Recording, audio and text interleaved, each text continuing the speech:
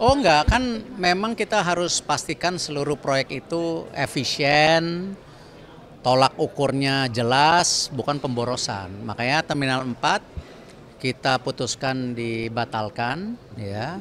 Tetapi bukan berarti penambahan kapasitas penumpang kita tidak lakukan. Ternyata dengan biaya hanya 1 triliun, bukan 14 triliun, Terminal 1, 2, 3 ini kita bisa maksimalkan dengan memperbaiki daripada jalur, juga space-space atau ruang-ruangan yang tadinya mungkin bisa dimaksimalkan, itu kita coba lakukan. Itu sama juga yang di Bali kemarin kan kita coba ada renovasi. Kemarin nih Pak Doni waktu itu masih di Injourney. Alhamdulillah udah jadi sekarang. Itu kapasitasnya itu bisa naik menjadi 32 juta yang tadinya mungkin di 23, 25 sudah maksimal. Jadi kita upayakan untuk efisiensi sehingga semua proyek-proyek yang ada di BUMN benar-benar terukur gitu. Jangan BUMN hanya mikirin proyek-proyek tapi akhirnya nanti ada kasus-kasus korupsi. Itu yang kita coba tangani selama 5 tahun terakhir ini gitu. Pak Erik, soal dana Tara Pak, tadi Pak Darmadi, Pak Nurdin Halid juga nanya soal dana Tara ini. Sebenarnya fungsi BUMN ini sendiri di dana Tara gimana Pak? Ya pasti kami mendukung dengan hadirnya Danantara. Ya saya sudah sampaikan bahwa bahkan kita menyiapkan fasilitas untuk kanon Danantaranya. Ya kantor Danantaranya udah kita siapkan. Itu salah satu aset Bank Mandiri. Tinggal bagaimana masing-masing pihak duduk melakukan kajian lebih dalam supaya sinergisitasnya seperti apa gitu. Oh saya nggak mau bicara itu.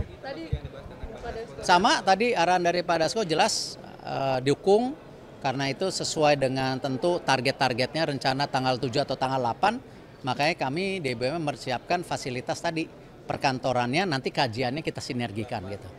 8 November dapat Seperti itu infonya, saya nggak tahu. Saya cuma menyiapkan kantornya aja. pembagian Ya. tugasnya gimana Pak? Nanti ada kajian kan? Tadi di Komisi 6 juga bicara mengenai kajian. Pak Erto tadi sempat singgung dividen 100 triliun Kenapa? dari 90 triliun tadi Pak Erto sempat singgung. Oh enggak, dividen kami kan sudah tembus 90 triliun. Kedepannya kita akan mendorong bagaimana dividen ini bisa tembus 100 triliun, tapi bukan dalam 1 tahun, tentu dengan berbagai pihak gitu, ya. Pak, tadi kan Bu Nike ada lagi nggak Pak nanti pucuk pimpinan? Ya Bu Nika saya rasa sudah kerja maksimal, ya beliau sampai berapa 6 tahun saya rasa. Jarang loh di rut Pertamina selama itu. Jadi saya mengapresiasi kinerjanya. Nah tentu sekarang ada Pak Simon ya yang saya rasa ini pimpinan muda, jadi mungkin juga kita bisa dorong terobosan-terobosan lebih luas lagi, lebih efektif lagi. Dan saya sudah bertemu Pak Simon waktu menjadi Komut. Ada beberapa poin yang saya titipkan dan insya Allah saya yakin beliau bisa bekerja lebih maksimal, apalagi dengan terobosan-terobosan yang sudah didiskusikan langsung. Selain Pertamina ada lagi nggak Pak BUMN lainnya? Pabrik listrik dong Pak, kendaraan listrik. Hmm? Update kembangannya seperti apa Pak? Tadi saya kendaraan listrik, Pabrik ya. baterai listrik. Oh, kayaknya kendaraan listrik. Saya pikir ada wamen-wamen bikin kendaraan listrik diam-diam nih.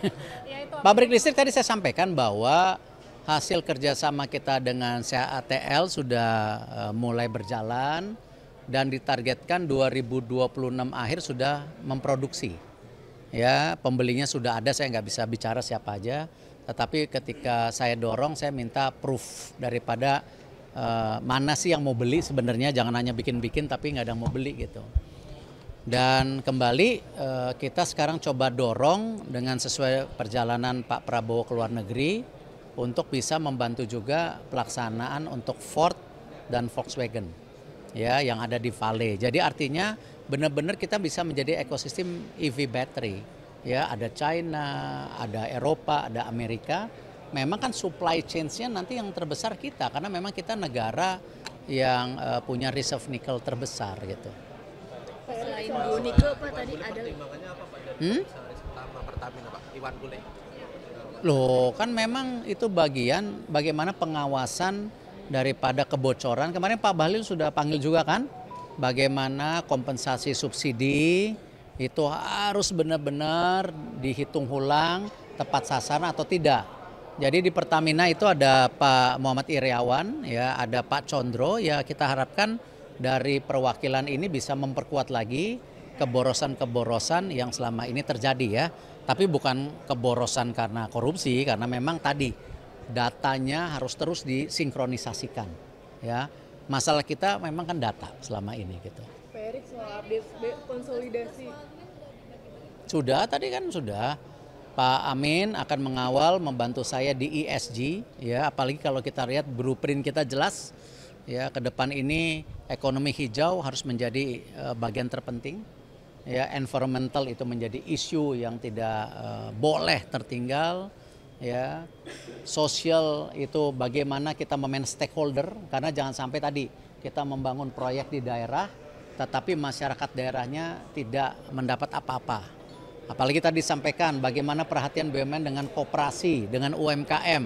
Nah ini juga akan kita dorong, itu bagian. Dan tentu bagaimana governance juga kita terus tingkatkan. Tapi tentu kalau portfolio, Pak Doni, Pak Tiko memang akan ada bagi tugas bagaimana mengawasi portfolio ini. Gitu. Kalau target dari klasterisasi yang 11 dengan tiap BUMN itu gimana Pak? Ya ini nanti kan kalau dulu target kita 88 proyek, 85 selesai. Ya nanti target berikutnya ya kita akan cetuskan lagi berapa saya nggak tahu. Nanti kita lagi kemarin dari Pak Menko kan sudah ada titipan 4. Ya, nah kita masukkan ke dalam proyek 5 tahun ke depan nanti. Gitu. Pak Erik update soal konsolidasi BUMN-nya gimana Pak? Sebulan lalu kan Bapak bilang masih di Pak Menteri PUPR yang lalu. Rabu akan bertemu Pak Menteri PU yang baru.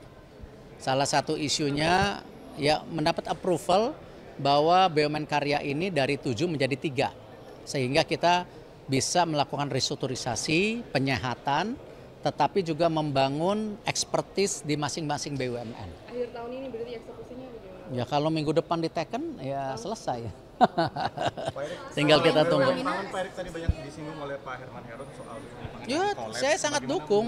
upaya swasembada pangan? Enggak, saya sangat dukung bahwa BUMN pangan ini, apalagi Bapak Presiden Pak Prabowo mendorong yang namanya swasembada pangan.